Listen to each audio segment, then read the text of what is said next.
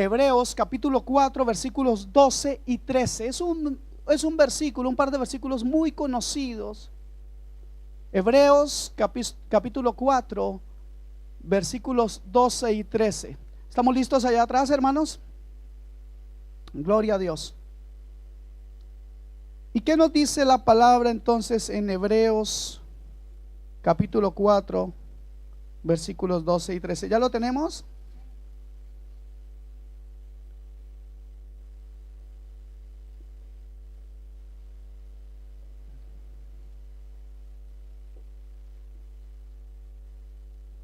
Hebreos capítulo 4 versículos 12 y 13. Dice así la palabra del Señor. Perdón. Porque la palabra de Dios es viva y eficaz. ¿Qué más dice?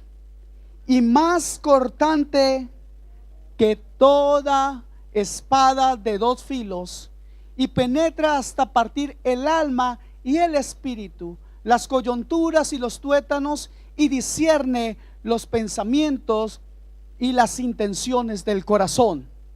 Amén. Qué tremenda es esta palabra. Entonces me gustaría que estos dos versículos los vayamos desglosando, y para comenzar quiero leer la primera frase en la que nos dice: porque la palabra de Dios es viva y eficaz. Ahí encontramos una coma y quiero hacer un alto, porque creo que al enfrentarnos a esta palabra debemos tomar en cuenta de quién es y quién es el que habla aquí. Y esta primera frase nos debería poner alerta, porque estas palabras no provienen de cualquiera, sino que estas palabras provienen, según nos enseña la escritura, esta palabra proviene de Dios. Esto ya debería alertarnos. Es la palabra de Dios de lo que estamos hablando. Y esta es la palabra de este Dios que es todopoderoso. Y esta palabra entonces también es poderosa y es santa, porque proviene del santo, y vive porque tenemos a un Dios vivo. Amén. ¿Cuántos saben que Dios vive? Gloria a Dios. Y Dios vive, Dios existe, no solo como regidor o gobernador del universo, sino también como dador de vida, y da vida a las almas que reciben su palabra como lo que es, viva y eficaz, para resucitarnos de la muerte en la cual estábamos presos en nuestros delitos y pecados. Ese pecado, según Pablo, según la misma escritura, dice Pablo, y ese pecado me mató. O sea que estábamos muertos. Y es que, amados hermanos, ninguna otra palabra, ningún otro libro podría darnos vida, pues por vivo que esté el escritor de cualquier libro, nunca alcanza el poder de la palabra de Dios. Pues no podemos comparar las palabras del Creador, del soberano Dios, quien ordena a su voluntad todo el universo y hace todo lo que su voluntad quiere y desea llevar a cabo. No podemos compararlas con las palabras de un simple mortal, pues lo que escribe el hombre se queda en el olvido. Aunque no podremos negar, mis amados hermanos, que los hombres han escrito grandes libros. ¿Sí o no? ¿Están aquí? Ok. Miguel de Cervantes escribió El Quijote de la Mancha. ¡Wow! ¡Qué tremendo libro! Estamos hablando del siglo XVI. Y luego encontramos otros grandes autores o escritores. Víctor Hugo en el siglo XVIII escribió Los Miserables, y pudiéramos hablar de muchos grandes escritores. Pero yo le quiero decir algo: aunque usted se lea El Quijote 100 veces, escuche esto, nunca ese libro podrá tocar su alma. Nunca podrá ese libro efectuar en su vida los cambios que la palabra de Dios puede efectuar en nuestro ser. Amén. Porque la palabra del Señor nunca deja de ser. Esa palabra estuvo, está y estará por la eternidad. Ella permanece para siempre. ¿Ok?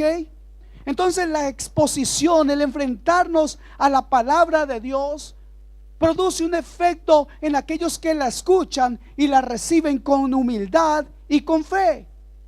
Aquellos que honran la palabra, dándole o poniéndole atención, dándole y poniéndole la atención que merece, y la valoran como algo maravilloso, el consejo de Dios para nuestras vidas. Aquellos que hacen tal cosa reciben por la fe en el Cristo revelado por esta palabra perdón de pecados y vida eterna. Eso nos dice la palabra misma. Esta palabra, como les decía al inicio, al pertenecer al santo, esta palabra es santa. Y escuche esto: nada la puede, absolutamente nada la puede corromper. Amén. Y esta palabra entonces tiene el poder de santificar a aquellos que la guardan, que la viven, que la aman. Y aquellos que han comprendido que esta palabra de Dios es el plan de Dios revelado para alcanzar a los hombres, para influenciar y reconducir las almas confundidas y atrapadas por el enemigo. ¿Estamos de acuerdo? Y como si quiera pensar en recibir o dar más crédito a las palabras de los hombres. ¿Cómo? Si nosotros entendemos que las palabras de los hombres están corrompidas y saturadas de pecados, de vicio, de maledicencia y de toda aberración, de odio, de envidia, de orgullo y vanagloria. ¿Cómo compararlas con las palabras de aquel que nos creó? ¿Cómo prestar más atención a lo que el hombre dice que a lo que Dios dice? ¿Podía usted por un momento recapacitar y pedirle perdón al Creador por semejante locura? ¿Cuántos le han puesto más atención a las palabras de los hombres? ¿O cuántos le hemos puesto más atención a las palabras de los hombres que a la misma palabra de Dios? ¿No les parece que esto es una grandísima afrenta al santo Dios? Y es una afrenta porque Dios ha cuidado esta palabra, ha cuidado las escrituras con la sangre y vida de sus santos, con el único propósito de hacer llegar este tesoro hasta usted en este día. Han transcurrido 1600 años después de que transcurrieron 1600 años para que la Biblia fuera escrita. Fue escrita por diferentes autores, más de 40 autores. Y repito esto, en el transcurso de 16 siglos. Y Dios tuvo que ver cosas terribles desde el cielo. Creo que a Dios le dolió al ver cómo sus hijos han sido torturados, humillados, asesinados, separados de sus familias, mujeres violadas, solamente en retaliación o porque sus esposos o sus hijos eran hombres que fueron fieles y leales a esta palabra. Esta palabra ha costado llanto y dolor. Tal vez usted pensará que decir estas cosas no es sino una historia melancólica, algo que les cuento o que uso para conmoverlos emocionalmente. Pero no es así. Me gustaría que me acompañe a Apocalipsis 6, capítulo 9, para que veamos que hay una verdad en lo que les estoy diciendo.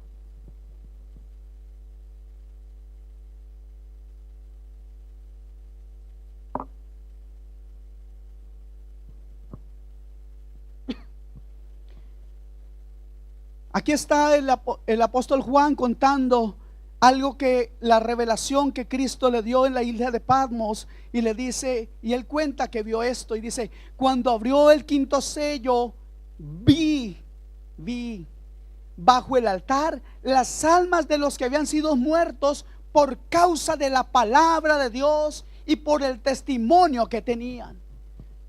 Qué tremendo es esto. Juan pudo ver bajo el altar.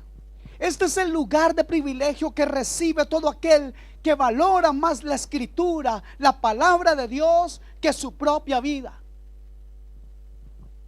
Y entonces tener esa palabra ocasiona algo en el ser. Y él dice aquí en este versículo, por causa de la palabra de Dios. Esta palabra de Dios, esta palabra les dio valentía para poder dar un testimonio, aunque no era solo su propia vida la que estaba en juego. Aquellos hombres murieron por la palabra de Dios, torturados, quemados vivos, defendiendo la palabra de Dios. Fueron valientes no solamente por su vida, repito, sino porque también eran presionados al poner a sus hijos, a sus esposas, a sus familias frente a la muerte, al ver a sus hijos ser sacrificados solamente por mantenerse firmes en esta palabra.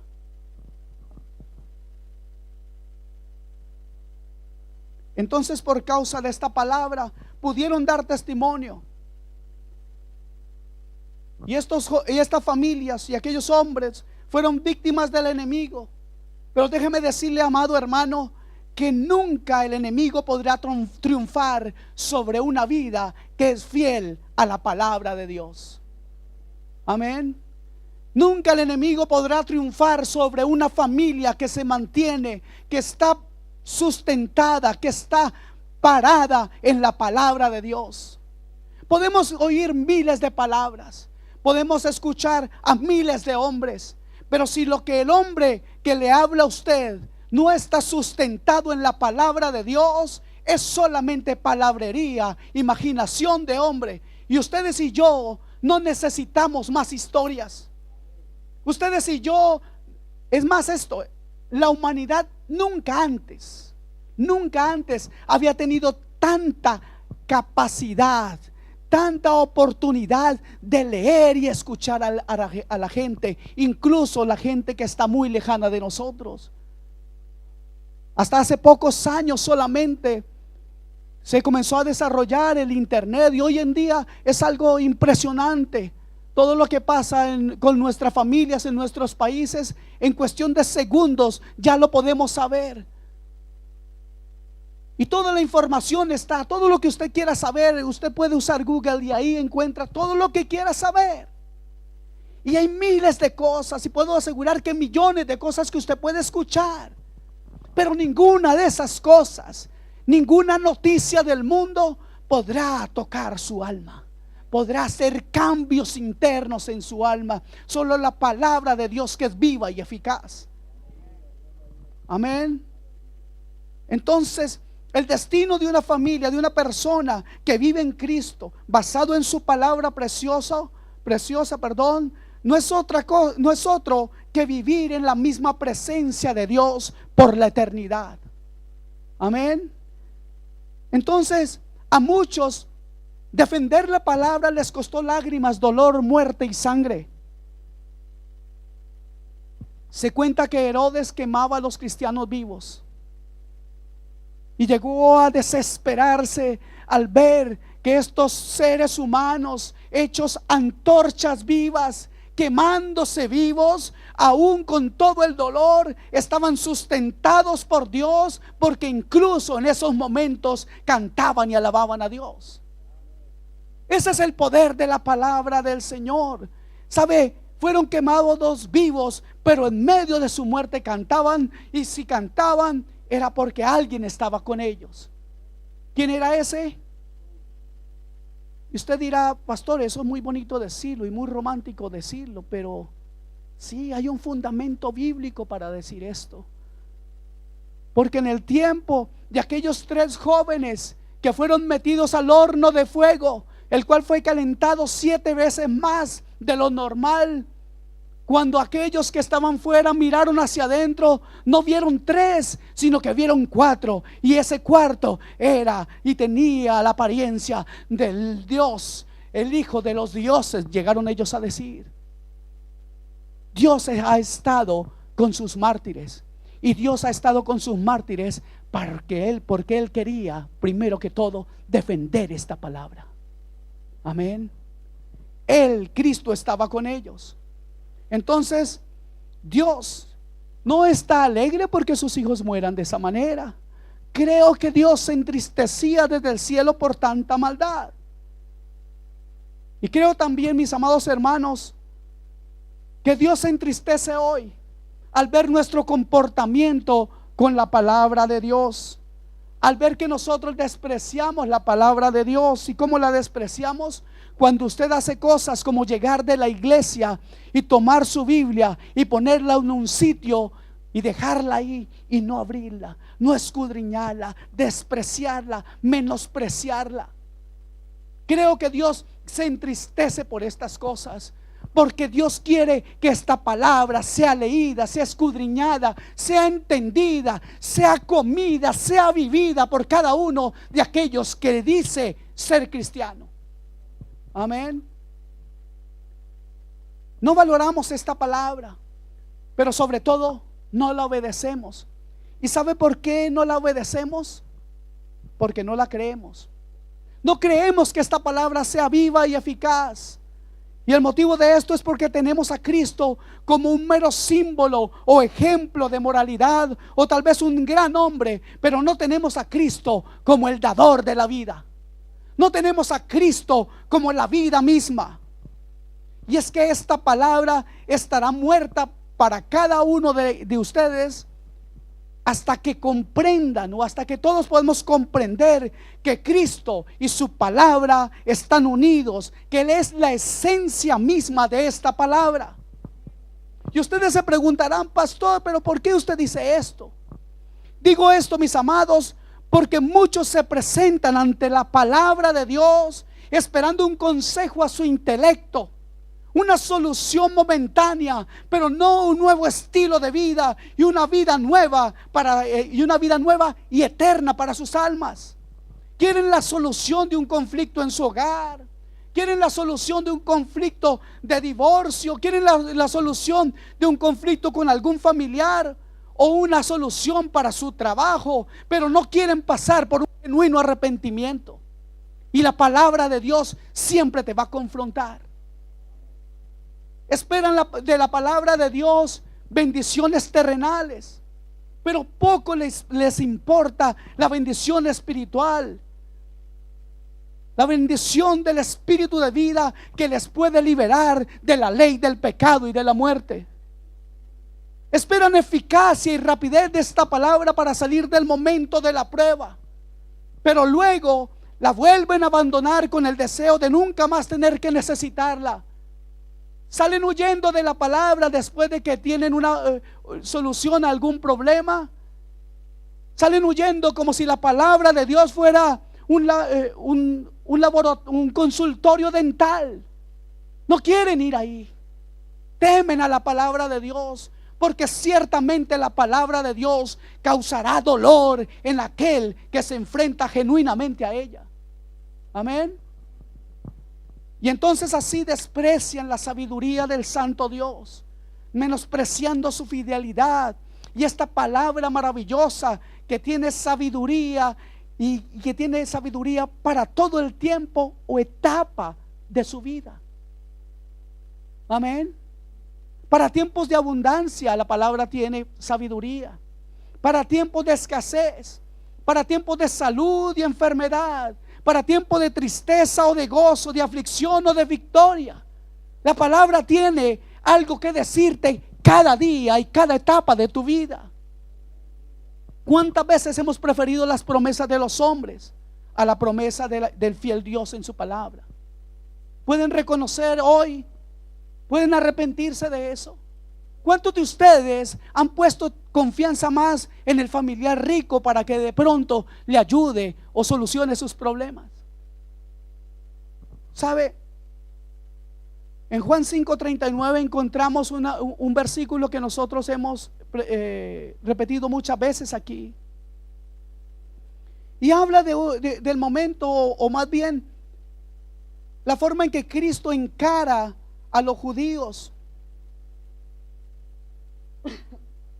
Estos hombres se jactaban de conocer la palabra de Dios. Es más, a ellos se les dio la palabra de Dios. Los judíos en el tiempo de Jesús lo rechazaron porque aunque tenían la palabra, no reconocieron, no tuvieron en cuenta al Señor. Y Jesús les dice: así que ustedes estudian las escrituras, porque ustedes les parece, o porque ustedes creen que ahí encuentran la vida eterna. Y ciertamente en la palabra ellos encontraban la vida eterna. Ellos crecieron estudiando, leyendo las profecías sobre la venida del Mesías, pero separaron al Señor de la escritura. Se enorgullecían de conocer la palabra.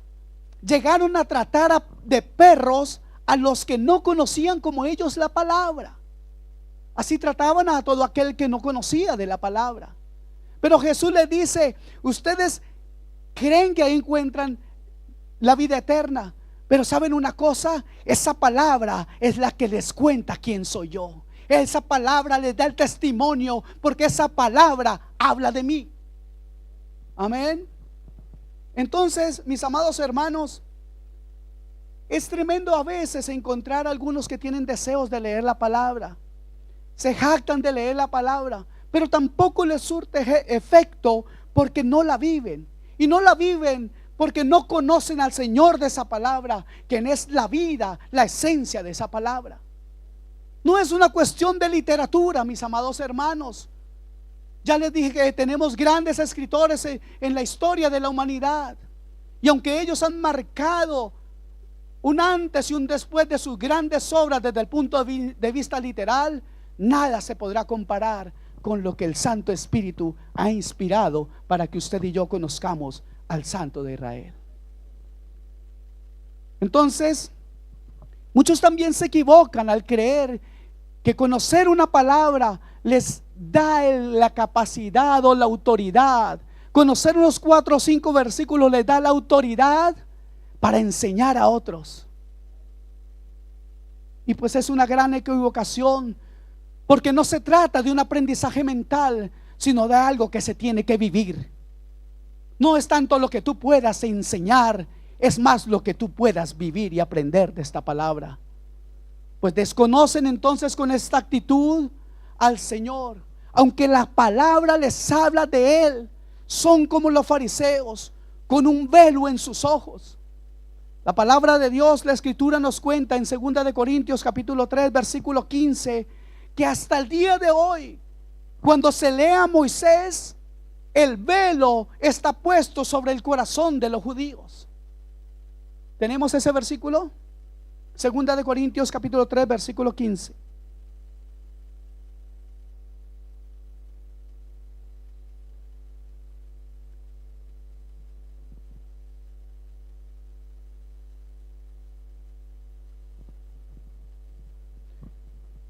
Mis amados hermanos, aún hoy, han pasado 2000 años después de la muerte y resurrección de nuestro Señor Jesucristo, pero aún ellos hoy no pueden ver al Rey de Reyes y Señor de Señores. De la misma manera, muchas personas hoy piensan que el estudio bíblico es un fin en sí mismo, y no se dan cuenta que es un medio que lleva al conocimiento de Dios y a la piedad de Dios. Hoy en día, muchos no encuentran en la Escritura nada que los motive ni llene sus expectativas, y eso los frustra, porque tienen expectativas cerradas. Ir a la Escritura, mis amados hermanos, enfrentarnos a la Escritura debe estar acompañado de una gran expectativa por la persona de Cristo y lo que tiene para Él, y lo que Él tiene para decirnos. Y también necesitamos, cuando nos enfrentamos a esta palabra preciosa, humildad para recibirla, mansedumbre para recibirla, y de ir determinados a obedecer lo que Cristo nos quiere enseñar. Amén. Pero equivocadamente muchos van detrás de satisfacer sus emociones, de sentirse bien. O algunos piensan y dicen: bueno, ya leí hoy, por lo tanto ya cumplí. Esa es otra actitud errada frente a la palabra de Dios. Lastimosamente muchos hoy están animados a ir a la palabra para sacar el tesoro, pero literalmente están hablando. Si usted lee la palabra, busque las promesas de Dios, les dicen. Busque las promesas de Dios. Dios te llamó para hacerte rico. Dios, tú eres un bendecido. Saca el campeón que hay en ti. No es solamente, no, eso es solamente, mejor dicho, es solamente un mensaje al alma, a la carne, a la satisfacción de los egoísmos, orgullo, vanagloria y avaricia del hombre. No hay nada de verdad cuando a ti te muestran una palabra sin Cristo. No hay nada de verdad cuando te dicen, ahí está la Biblia, léela y serás y podrás cumplir todas tus metas. Si así fuera, Cristo mismo sería un fracasado. Pablo sería un fracasado. Los profetas del Antiguo Testamento entonces son unos fracasados, porque muchos de ellos,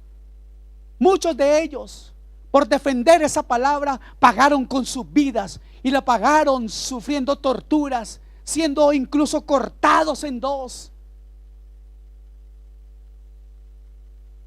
Esto es la verdad, mis amados. La palabra no puede estar separada de aquel que la transmitió. La palabra no puede estar separada del Dios del cielo. La palabra no puede estar separada de Cristo, porque si no es palabra muerta. ¿De qué sirve una Biblia si está en el fondo del mar? ¿Surte algún efecto? ¿De qué sirve su Biblia si usted no la abre? ¿De qué sirve su Biblia si solamente es el adorno cristiano que usted carga a veces los domingos, cuando no se le olvida? Mis amados hermanos, cuando leemos la Biblia solamente por cumplir, estamos llenos de ignorancia. Y esa ignorancia hace que no tengan como propósito lo más importante, o mejor dicho, al importante, a Cristo Jesús en sus vidas. Esta ignorancia les ciega y no pueden ver ni reconocer al príncipe de paz. No pueden ir a esta palabra con el anhelo de encontrar a aquel que está intercediendo por usted a la diestra del Padre. No pueden reconocer al lucero de la mañana, al amor de los amores, a la vida de los hombres, al Dios de toda su sabiduría.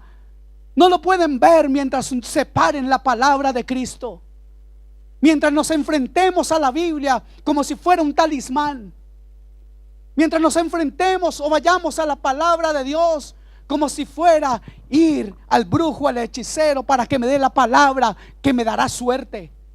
Cristo no puede ser separado de su palabra. Amén. Este Dios de toda sabiduría que ha plasmado en este libro,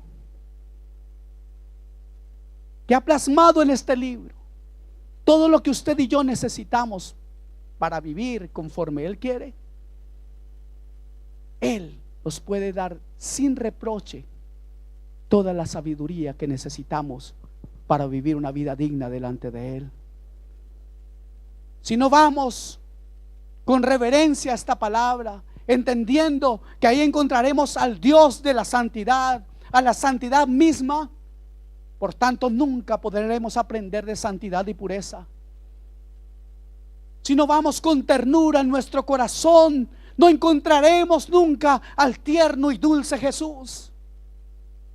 Es necesario que vayamos a la palabra de Dios, teniendo en cuenta que en Él encontramos misericordia, y no cualquier misericordia, ni una misericordia añeja. La encontramos nueva cada mañana. Amén. Encontraremos al Dios de toda gracia para alcanzar, para recibir de la multiforme gracia de Dios. Pero necesitamos entender que Cristo y su santa palabra no puede dividirse. Encontraremos entonces, mis amados, al Cristo de la reconciliación. Y esto es algo maravilloso. Él quiso reconciliarse con nosotros. Él tomó el primer paso. El Cristo de la reconciliación, que aunque sabía, escuche esto, Él sabía que usted y yo lo traicionaríamos. Sin embargo, así nos amó. A él no le cogió por sorpresa. A él no le cogió por sorpresa que nosotros lo traicionáramos. A usted y a mí nos coge por sorpresa la traición. A usted y a mí nos duele la traición porque no nos la esperábamos. ¿Y qué hacemos cuando alguien nos traiciona? ¿Hacemos como Cristo? Seguramente que no. Pero ahí vemos la grandeza de nuestro Señor, la pureza de su amor inconmovible. Ni siquiera nuestra baja traición hizo que Él cambiara su decisión de morir en la cruz por salvar nuestras almas perdidas. Nos amó primero. Esto es la grandeza de nuestro Salvador. Yo creo que el Señor sabe que leemos muchas veces la Escritura, pero no le vemos. Nosotros hemos criticado a los católicos de forma severa y reiteradamente. No nos falta razón en criticar lo que ellos hacen, pues aman y dan y ponen su confianza y ponen su fe en un muñeco hecho de cualquier material, un muñeco que tiene ojos pero no ve, oídos pero no oye, boca pero no habla, un muñeco que nunca nos podrá ayudar en el momento de la aflicción. Y le hemos criticado a ellos todo esto, pero nosotros también depositamos nuestra confianza en muchas cosas o en todo, y en todo menos en Dios.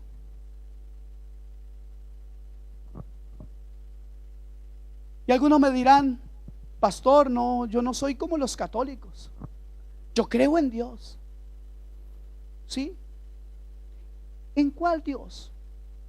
¿En cuál Cristo? ¿En el de la Biblia o en el que tú has creado en tu imaginación? Nos hemos hecho una imagen mental de Cristo y la adoramos a nuestra manera, pero la separamos de la Biblia, pues tenemos solamente una imagen. Si dividimos a Cristo de las Escrituras, ¿qué clase de Salvador tenemos? ¿Cómo decir que somos cristianos? Porque tenemos una imagen de Cristo, ¿por eso somos cristianos? ¿En qué o en quién está puesta nuestra fe, mis amados? Para muchos, Cristo es alguien que les entristece y les enternece y los llena de melancolía, pues lo siguen viendo quebrantado y abatido, molido y humillado, pues para ellos Cristo Jesús sigue estando crucificado. Pero para ustedes que tienen solamente una imagen de Cristo, les tengo una noticia: Cristo resucitó y vive y está a la diestra del Padre.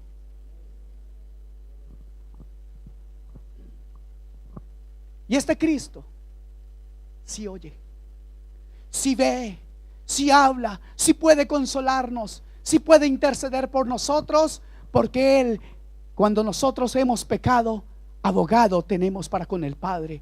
Él es el abogado de todo aquel que ha creído en Él. Amén. Pero cuando Él es solo una imagen o una idea en nuestra mente, ese Cristo es un Cristo incompleto. Pero Él nunca estará aislado de su palabra. Cada vez que usted lea la Escritura, esa lo llevará a Cristo. Y cada vez que usted piense en las palabras de Cristo, definitivamente Él lo llevará a la Escritura. Cristo y su palabra nunca podrán ser separados. El Evangelio, mi amado hermano, es creíble, porque toda la Escritura habla de forma consistente de un plan de salvación. Y el Evangelio se sostiene o se derrumba basado solamente en columnas fuertes. Si esas columnas se caen, pues entonces no tenemos Evangelio. Y por favor acompáñenme a 1 Corintios capítulo 15 versículos 3 y 4, por favor.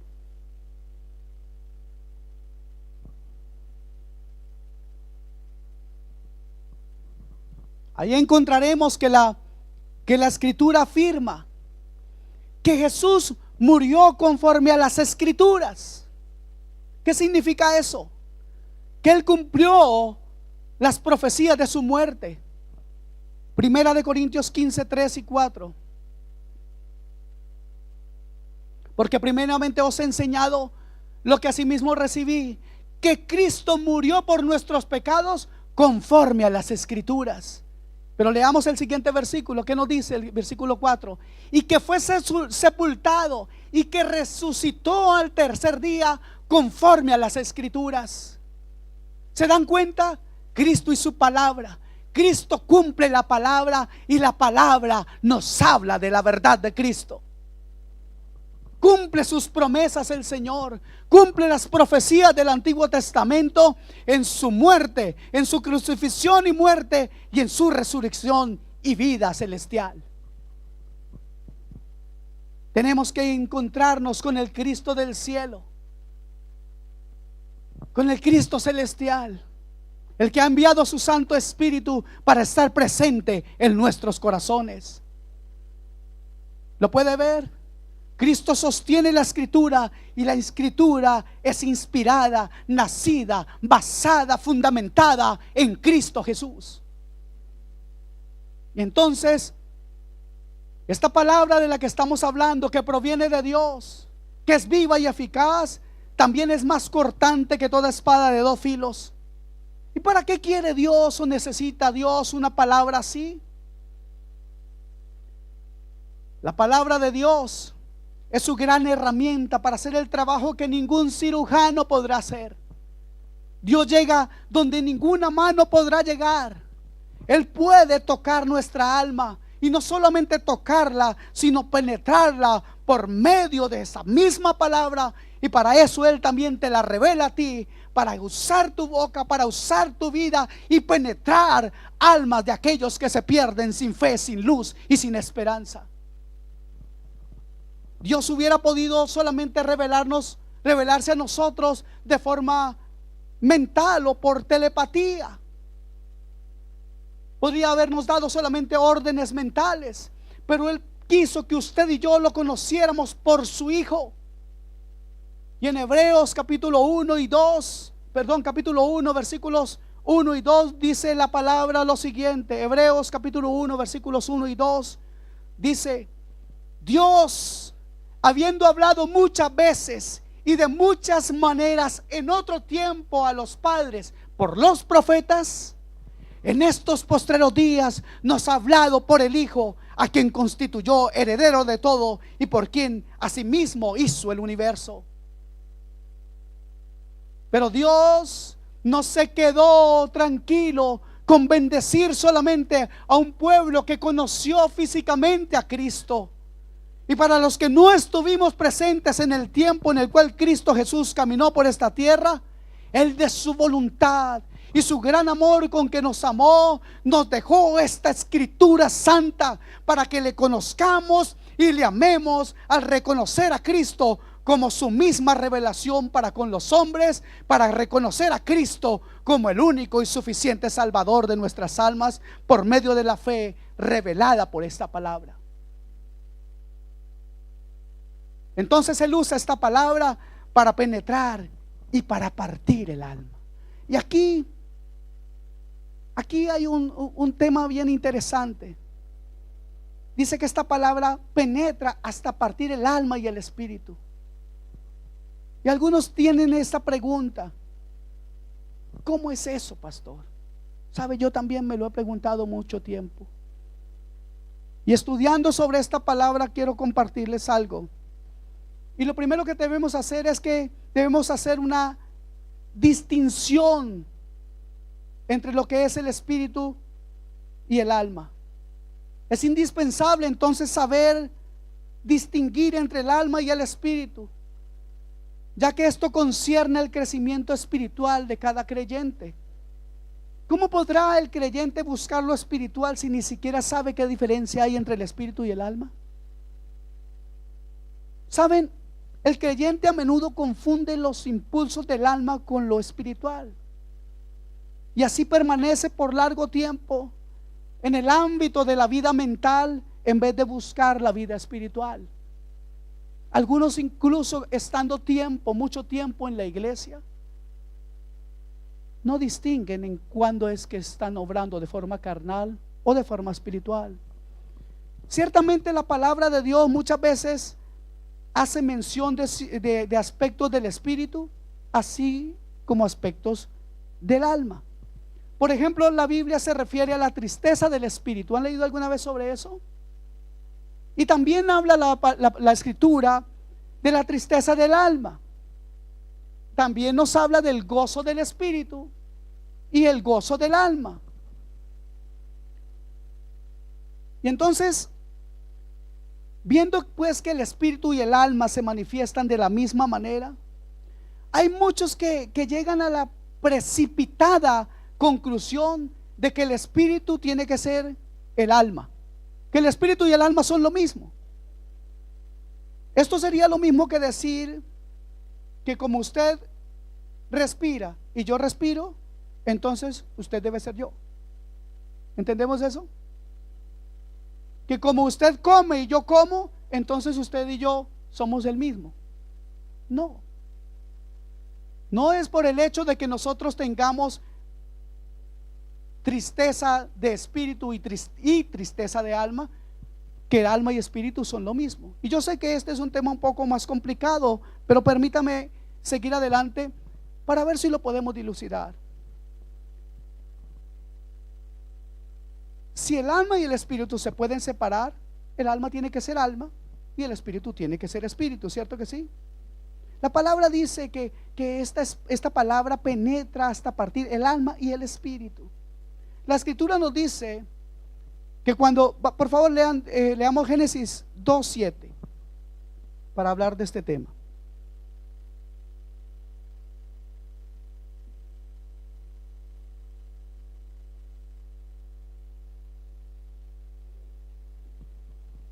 La escritura nos dice que cuando Dios creó al hombre, lo formó del polvo de la tierra y sopló en su nariz aliento de vida, y fue el hombre un ser viviente. ¿Dice así su palabra?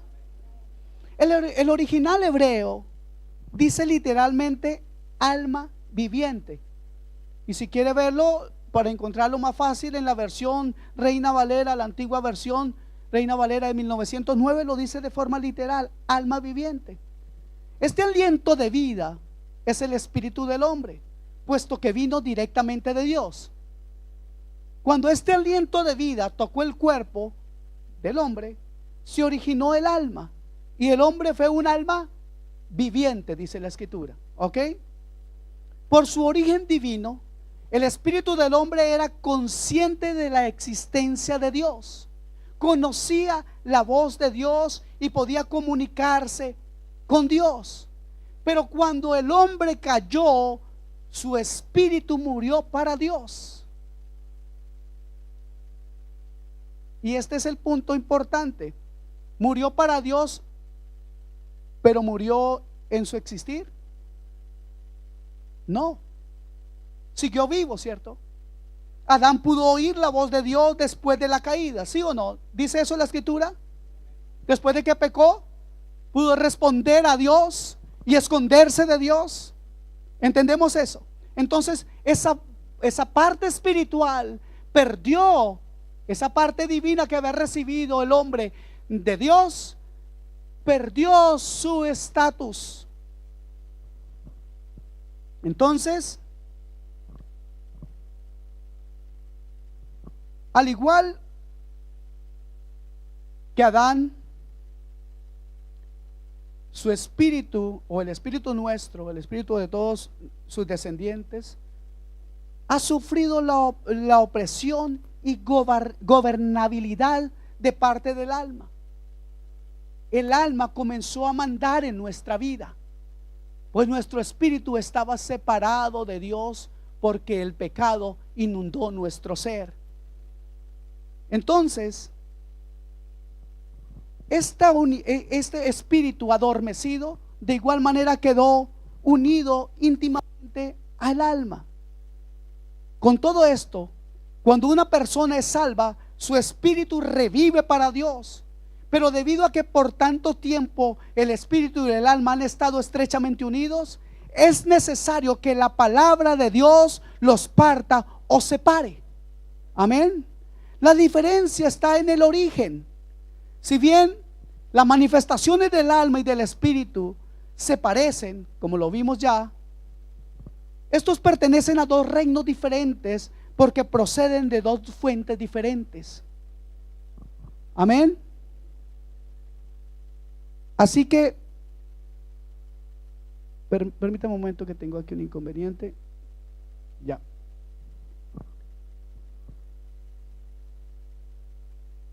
Gracias. Así que cuando usted tiene gozo, por ejemplo, tal manifestación puede ser de su alma o de su espíritu. En uno u otro caso es gozo, pero hay diferencia en cuanto al origen. Y lo mismo ocurre cuando usted está triste. La tristeza es tristeza, pero puede venir de distintas fuentes. ¿De dónde viene hoy? ¿Sabe? Esa es la pregunta que Dios quiere hacerle. ¿De dónde viene la tristeza o el gozo que usted tiene? ¿De su alma o de su espíritu? Permítame ponerlo en otro, permítame ponerle este otro ejemplo para que tal vez nos quede un poco más claro. Cuando Dios le prometió a Abraham un hijo, este ya era anciano y al parecer tenía muy pocas esperanzas de ser padre. Y así fue como después de esperar largos años y sin haberse cumplido, yo quiero que ponga atención a esto porque le va a aclarar mucho el tema que estamos llevando, que parece un poco complejo. Entonces, después de pasar largos años y sin haber cumplido Dios esa promesa, Sara, su esposa, le propuso que tomara por mujer a Agar, la sierva egipcia que ella tenía. ¿Conocen esa historia? Y también conocen que Abraham se hizo de rogar mucho. Abraham le hizo caso a su esposa y tomó a Agar con Agar a su hijo Ismael. Tuvo un hijo con ella, se llamó Ismael. Pero después de 14 años Dios hizo que Sara diera a luz ¿a quién? A Isaac. Cuando leemos en el Génesis, en los capítulos 15, 16, 17 y 21, puede que no nos percatemos de lo que representan Isaac e Ismael. Pero leamos Gálatas en el versículo 23 y tal vez podemos darnos cuenta de la diferencia, o seguramente nos daremos cuenta de la diferencia que existe entre estos dos. Y ahí el apóstol Pablo nos dice cuál es la diferencia entre Isaac e Ismael. ¿Qué dice Gálatas 4:23?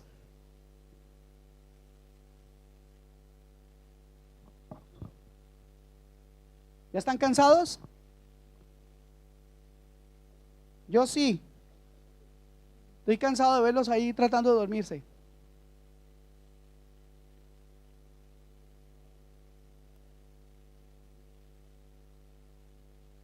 ¿Se dan cuenta? Esto significa que el hombre razona. Abraham razonó que todo estaba bien.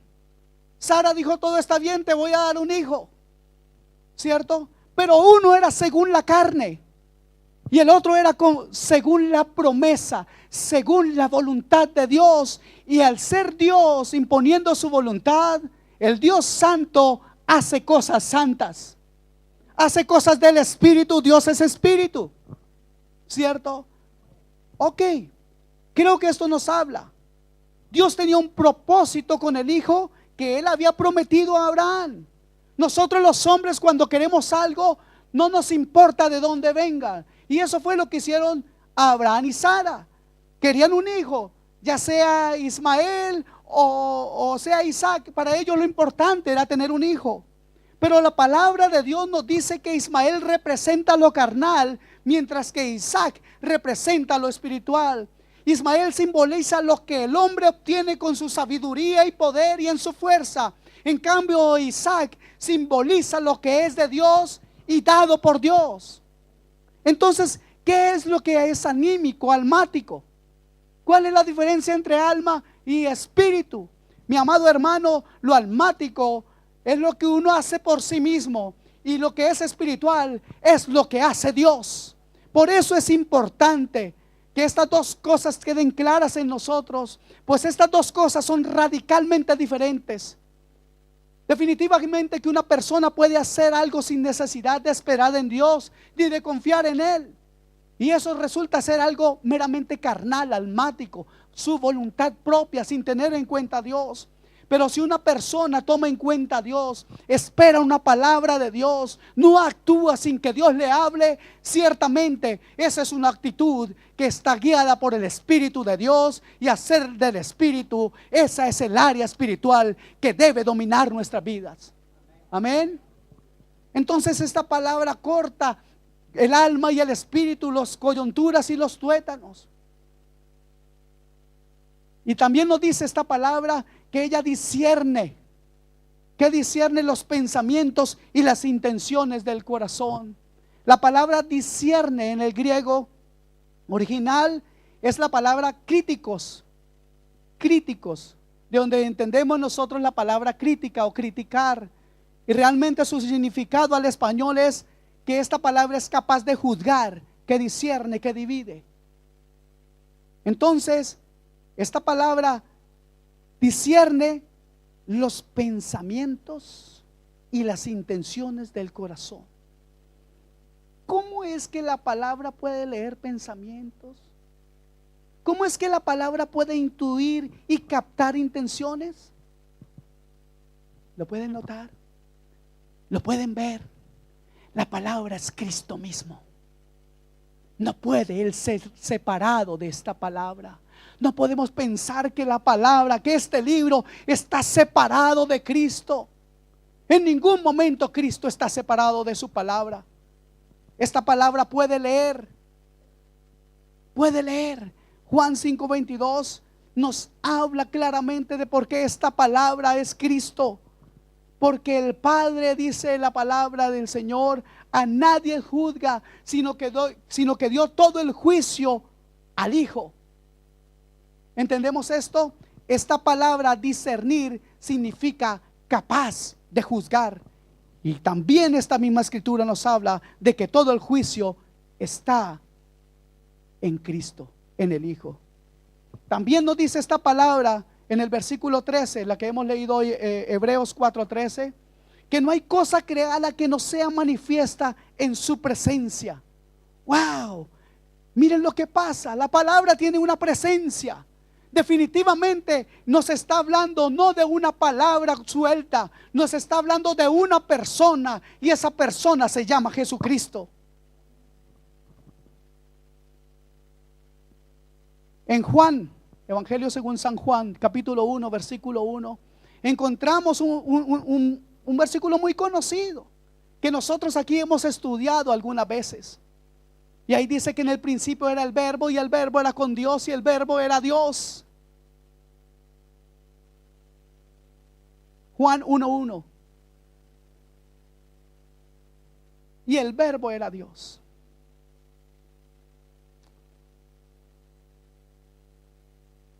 Muchos conocen este tema, les repito, porque ya lo he tratado antes. Pero aquí vemos al apóstol Juan hablándole a los griegos y a los judíos, mostrándoles esta palabra. Los griegos creían que esta palabra, la palabra original logos, para ellos significaba el más alto estándar de conocimiento.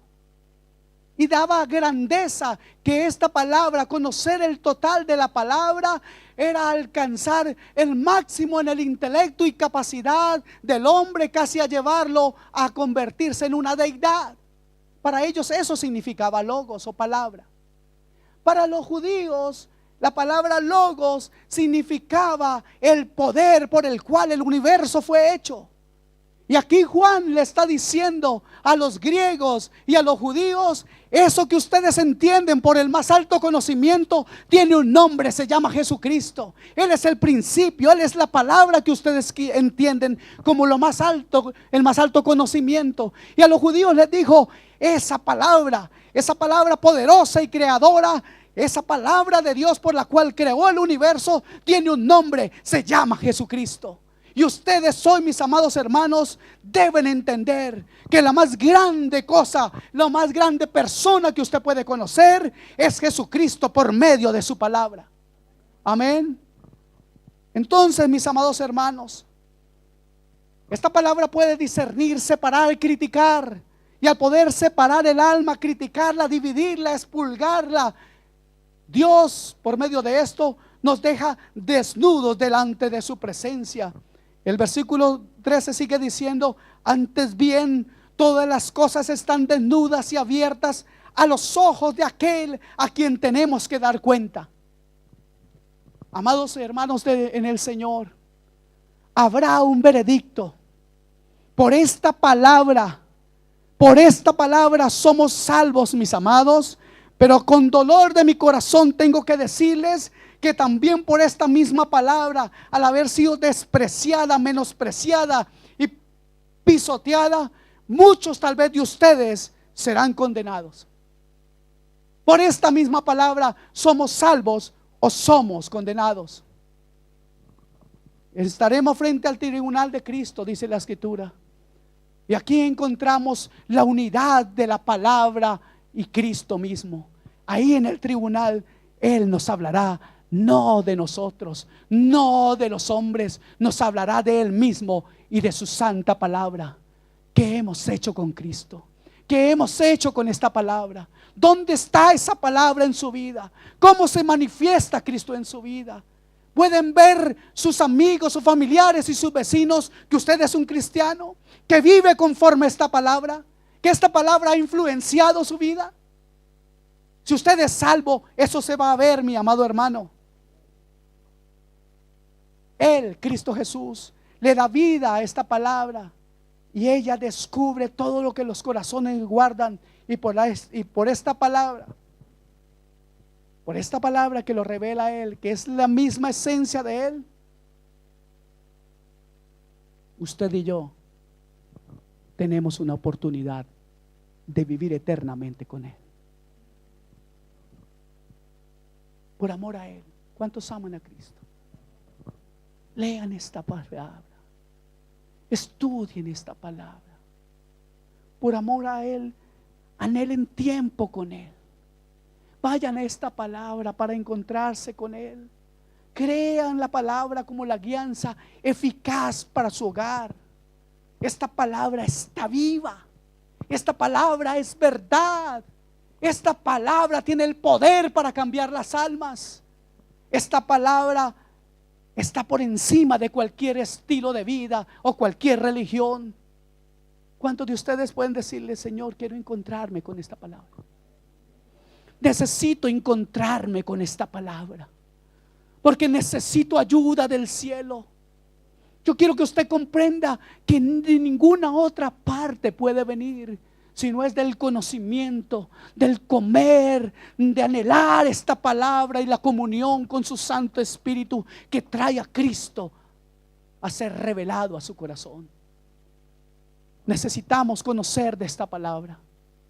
Necesitamos entender que Cristo y su palabra nunca pueden ser separados. Si usted solamente tiene una idea de Cristo, una imagen de Cristo, es necesario que usted lo conozca a través de su santa palabra. Amén. Que esta palabra le revele la condición de su alma. Que sea confrontado usted con esta palabra. No huya de ella.